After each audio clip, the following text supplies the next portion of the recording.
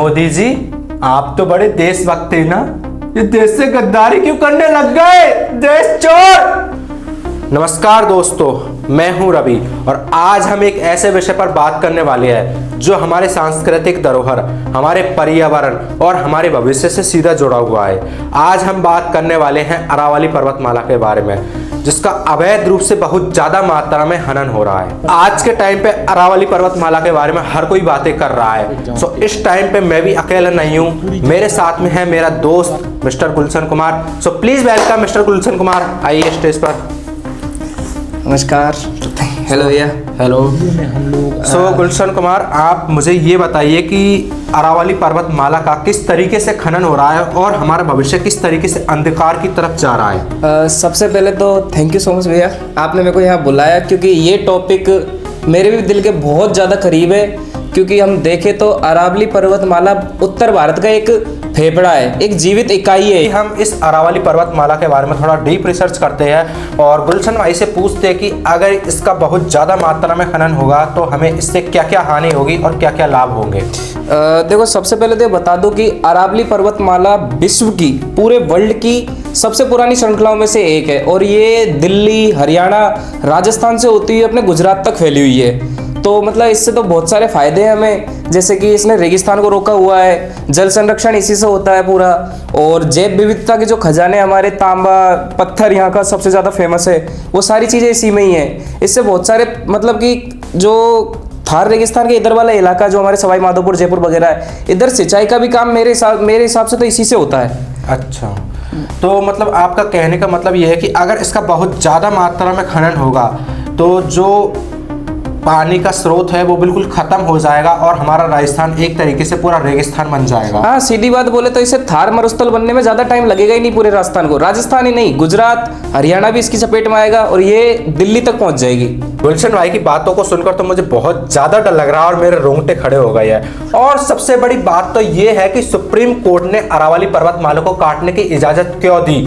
क्या supreme court गाड़ मारा रहा सरकार ने हमें लॉलीपॉप तो पकड़ा दी कि 100 मीटर से ऊपर का जो अरावली पर्वतमाला होगी उसको अरावली पर्वतमाला बोलेंगे और 100 मीटर से जो नीचे का होगा वो नॉर्मल पहाड़ी बोलेंगे। तो ये तो एक तरीके से भविष्य के साथ में खिलवाड़ ही है, क्योंकि 100 मीटर से ऊपर तो सब पत्थर ही पत्थर है और 100 मीटर से नीचे जो धातुएं हैं वो सरकार निकालेगी। तो सीधा सीधा देखा जाए तो हमारी आंखों में मिर्ची झोंक रहे ये लोग। देखो, जैसे कि आप सभी को पता है कि अरावली का 90% हिस्सा 100 मीटर से नीचे है, जिसमें सारी धातु, खनिज, मार्बल वगैरह सब कुछ उसी 90% हिस्से में आ रहा है, जिसे अब सरकार अरावली का हिस्सा नहीं मानेगी और उसकी वजह से माइनिंग बिना किसी रोक टोक के लगातार चलती रहेगी। उस पर कोई सरकारी कानून नहीं होगा, जिसका नुकसान ये होगा कि अरावली का 90% हिस्सा काट दिया जाएगा, जिसका फायदा सीधा सीधा, मैं तो साफ बोल रहा हूं, अडानी और बीजेपी सरकार को होगा। और इसका सीधा सीधा नुकसान होगा दिल्ली, एनसीआर और राजस्थान पर। तो गुलशन भाई हमें यह बताइए कि इससे भारत सरकार को क्या फायदा है। और सुप्रीम कोर्ट के आंख बंद है, कान बंद है, सुप्रीम कोर्ट को यह पता नहीं कि इससे कितना बड़ा नुकसान है। देखो, इससे सबसे ज्यादा फायदा होने वाला है वो है अडानी ग्रुप्स को, क्योंकि अडानी की वर्तमान समय में भारत की दूसरी सबसे बड़ी कंपनी है सीमेंट की। तो अगर अरावली कटेगा तो सबसे ज्यादा फायदा इसी को होगा और वो फिर आगे चल के भारत की सबसे बड़ी सीमेंट फैक्ट्री बन जाएगी पहले नंबर पर। हो सकता है फ्यूचर में वर्ल्ड की भी सबसे बड़ी फैक्ट्री हो जाए वो। मतलब आप ये कहना चाहते हो कि जो अरावली पर्वतमाला कटेगी, है ना, और जिससे जो भी मटेरियल हमें प्राप्त होगा तो वो सीमेंट में यूज होगा। हाँ, तो गुलशन भाई मेरे समझ में नहीं आ रहा है कि ये मतलब भारत की सबसे बड़ी सीमेंट की कंपनी कैसे बन जाएगी।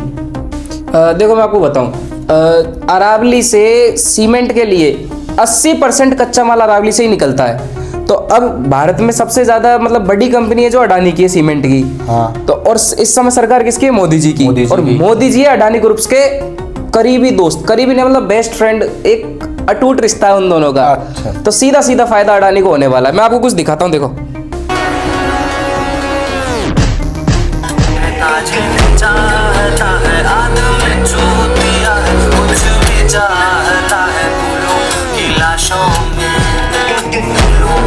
आप समझे मैं क्या कहना चाह रहा हूँ? समझ गया भाई। वाह वाह मोदी जी वाह।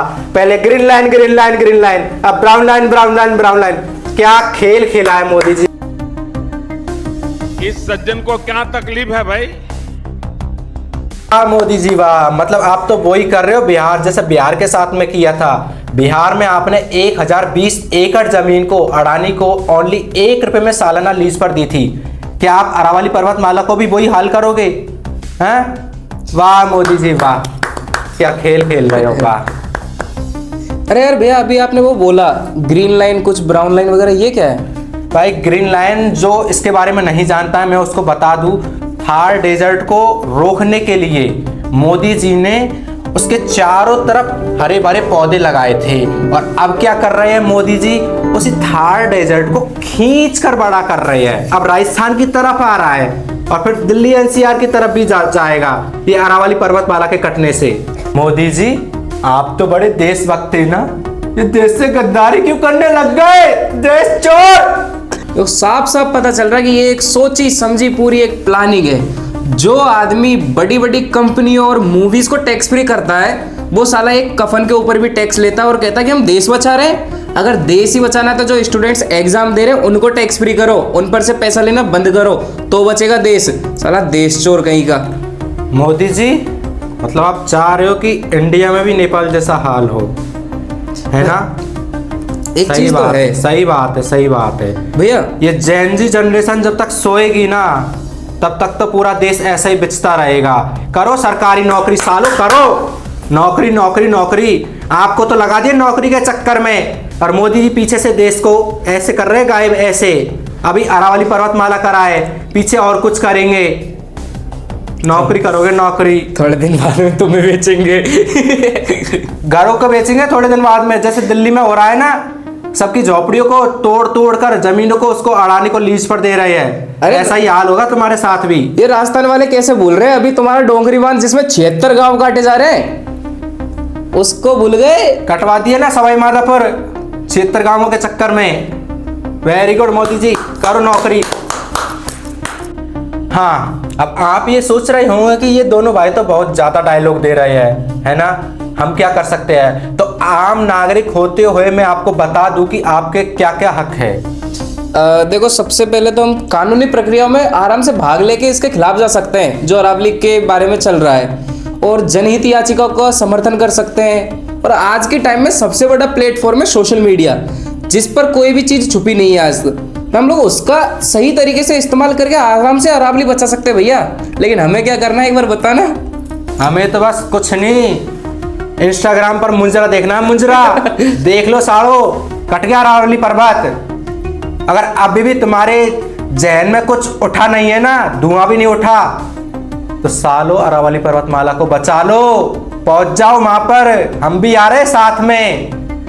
अगर ये वीडियो, अगर आपके मन में सच में ही अरावली पर्वतमाला के लिए कुछ है, तो प्लीज इस वीडियो को ज्यादा से ज्यादा वायरल कर दो, ताकि देखने वाला हर इंसान के मन में एक ज्वाला उठे और अरावली पर्वतमाला को बचाए। अगर ये वीडियो अच्छी लगी है तो प्लीज वीडियो को लाइक करना और इसको ज्यादा से ज्यादा शेयर करना, ताकि हमारी अरावली पर्वतमाला बच सके। और दिल्ली एनसीआर और राजस्थान, इसका भविष्य बहुत ज्यादा अंधकार में है। इन दोनों को बचाओ कैसे भी करके। मिलते हैं अगली वीडियो में नेक्स्ट एपिसोड। वीडियो पसंद आए तो वीडियो को लाइक करना, तुम्हारे भाई को भूलना मत। मेरे को इंस्टाग्राम पे फॉलो करना, मेरी आईडी का नाम है गुलशन कुमार 06।